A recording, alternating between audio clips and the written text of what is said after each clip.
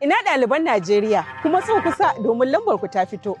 Ina magana ne da ɗaliban jami'o'i da kwalejojin ilimi da makamantansu na gwamnatin tarayya har ma da na jihohi.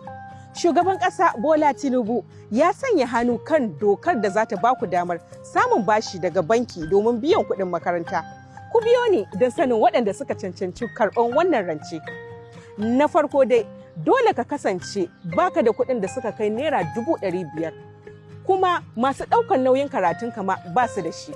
Haka kuma wajibi ne ka kawo mutum biyu da za su tsaya maka wato garanto, kuma dole su kasance ma'aikatan gwamnati da ke mataki na 12 ko lauyan da ya yi aiki na akalla shekaru 10 ko kuma ma'aikatan shari'a.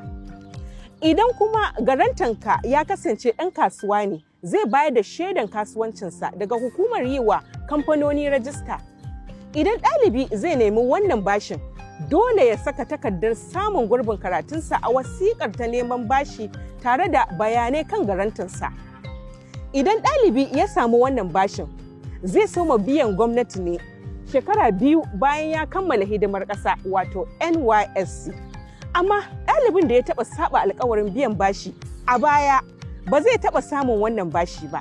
Haka ma wanda aka taɓa kama shi yana satar amsa a yayin jarabawa, ko aka taɓa kama shi da laifi a kotu, ko kuma ya taɓa aikata wani laifi da ya shafi rashin gaskiya ko zamba ko shan miyagun ƙwayoyi, shi ma ba zai samu wannan rance ba.